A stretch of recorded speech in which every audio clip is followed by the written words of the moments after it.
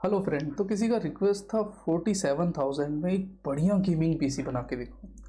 तो थोड़ा चैलेंजेस था, लेकिन मैंने अपने हिसाब से इससे बेस्ट कुछ नहीं हो सकता जो मैंने बताया है। और इसमें जो मैंने ग्राफिक कार्ड यूज़ किया है उसका मैं आपको गेम का दिखाऊंगा भी कि कैसे ग्राफिक कार्ड कितना अच्छा लगता है और इसमें कैसे हम पैसे भी बचा सकते हैं। वो सारी चीज़ें मैं आपको डिटेल में बताऊंगा। मतलब इससे बढ़िया कंबाइन कुछ नहीं हो सकता इतने कम बजट में जो 47,000 की है। इसमें मॉनिटर और माउस कीबोर्ड नहीं है बॉस, ठीक है ना।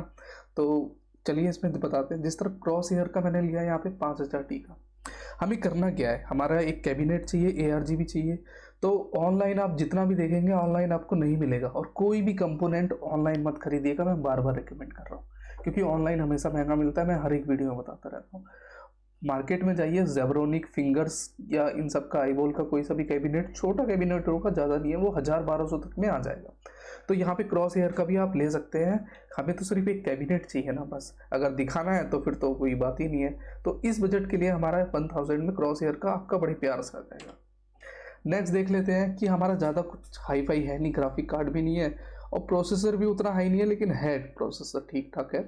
तो 80 प्लस का ब्रॉन्ज का पावर सप्लाई गीगाबाइट्स का लिया है। याद रखिएगा कि गीगाबाइट्स का ही लेना, क्योंकि गीगाबाइट्स का जो है वो एक तो कंपनी का है और ऊपर से ड्यूरेबल है। तो ये आपको 2749 का कॉस्ट करेगा, लेकिन मार्केट में आपको 200-300 रुपये प्राइस कम ही मिल जाएगा, ठीक है ना।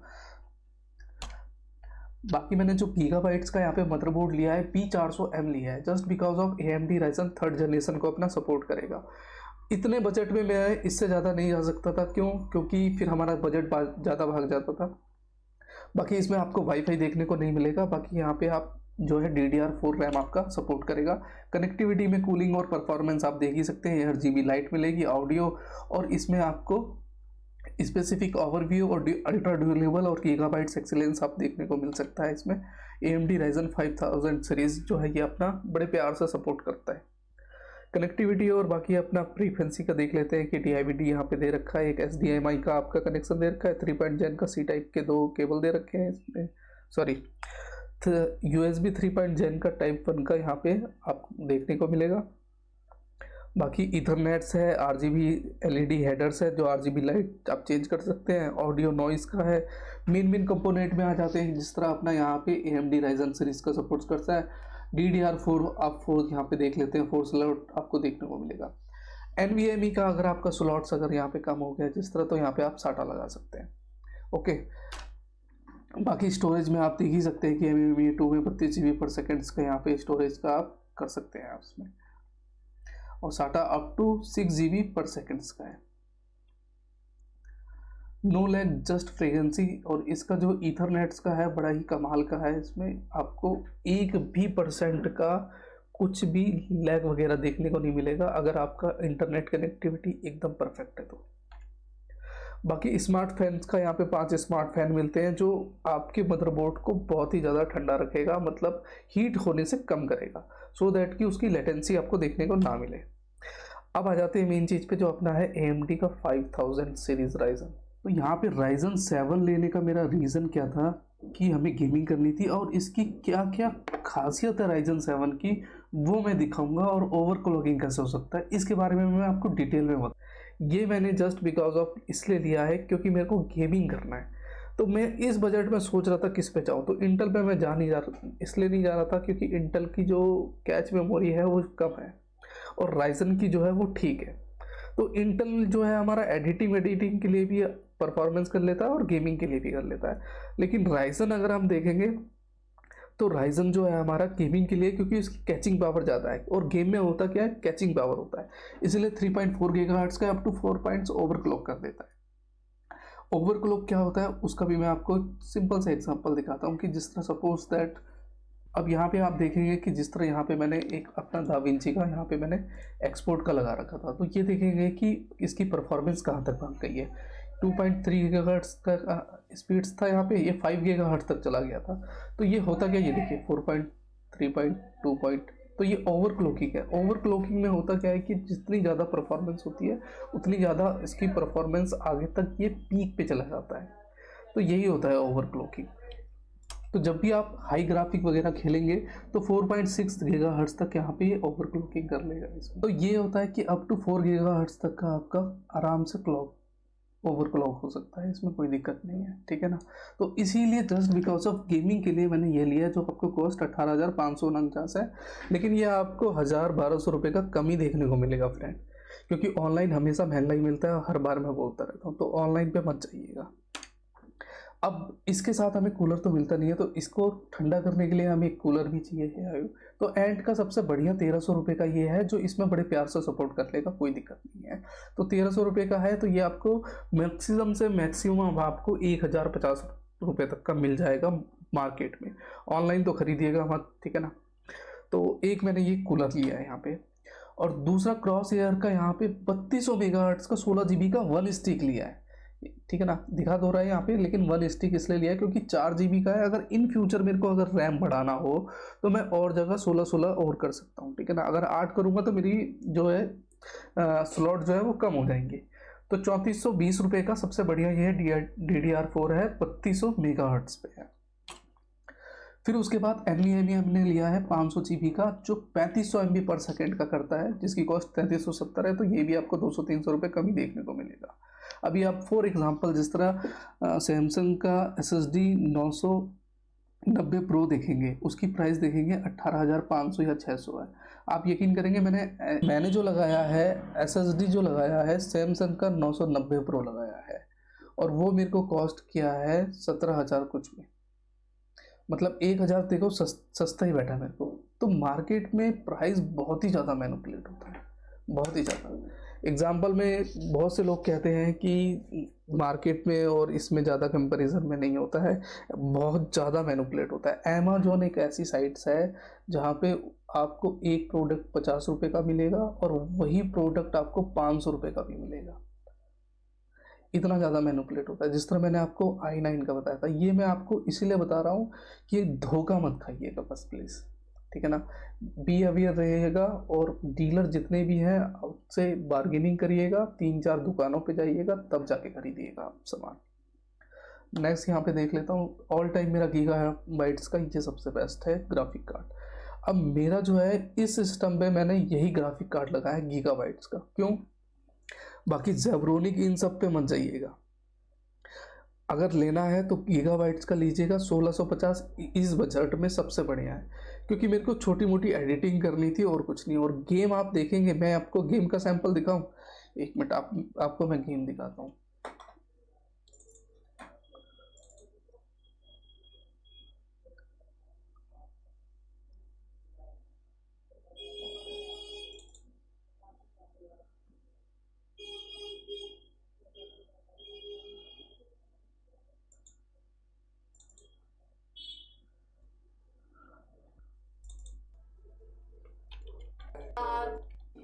हेलो गाइस, तो अभी जो है ये देखिए, जो है ये वाला वीडियो देखिए, ये 1650 में चलेगा। इसकी आवाज़ बंद करूँ क्यों पीट के आ रहा है, ये पहले की वीडियो।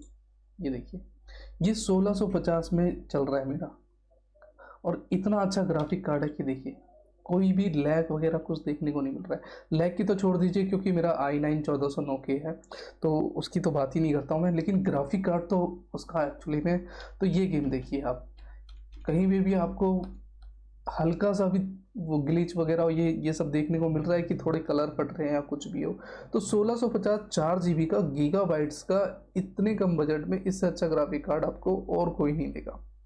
और बाकी अगर पैसे ज़्यादा तो बात ही नहीं कर सकते, लेकिन इस बजट में अभी हम इतने ही बात करेंगे, ठीक है ना।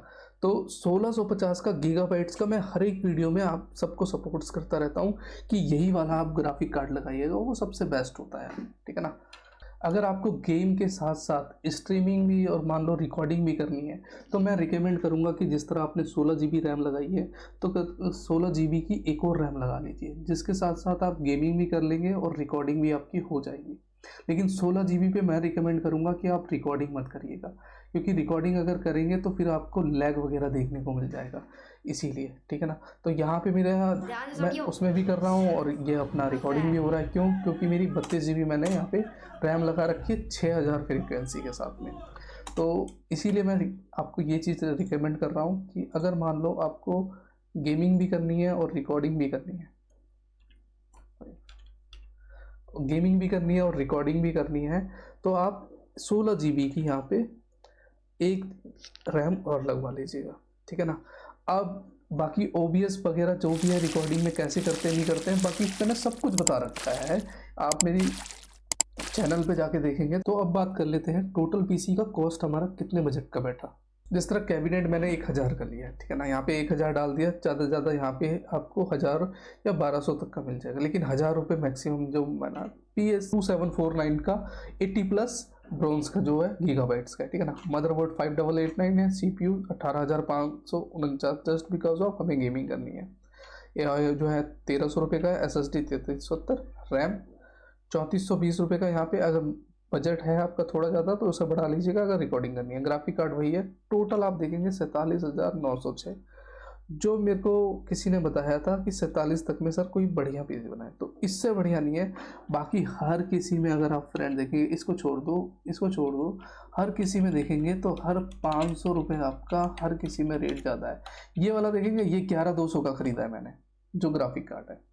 आप कहेंगे तो मैं इसका बिल भी दिखा दूंगा, ये 11,200 का खरीदा है। तो ये देखो कि 200, 700 रुपये, 500 रुपये तो यहीं पड़ गए, तो 500, 3,000 रुपये यहाँ पे पड़ गए, ठीक है ना। अब देखते हैं कि हम सेविंग कैसे कर सकते हैं। यहाँ पे गया मैं डिवाइडेड बाय 118% यहाँ पे करता हूँ, ठीक है ना।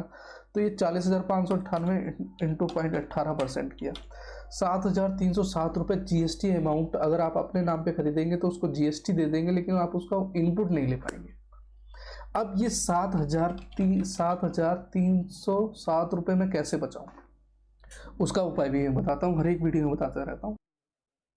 कोई भी कलीग, फ्रेंड, कुछ भी हो, उससे बोलो कि मैं एक PC बिल्ड कर रहा हूँ, मेरे को ना आपके नाम पे मैं बिल कटा रहा हूँ, आपकी कंपनी जो भी उसके नाम पे है, और उसमें जो GST मिलेगा आप उसका इनपुट ले लीजिएगा और मेरे को कैश दे दीजिएगा। तो वो मान लेगा, कह रहेगा अपनी कंपनी में आपको क्या चाहिए, वारंटी चाहिए ना, तो उससे बिल ले लीजिए, 1 साल 2 साल रखिए ना। लेकिन इससे क्या होगा, आप GST का इनपुट तो ले लेंगे, वो अपनी कंपनी के नाम पे ले लेगा और दिखा देगा खर्चे पे, तो 7,307 रुपये तो आपके बच गए। लेकिन आप अपने नाम पे लेंगे तो 7,307 रुपये आप उसको पे कर देंगे, लेकिन आप उसका इनपुट नहीं ले पाएंगे।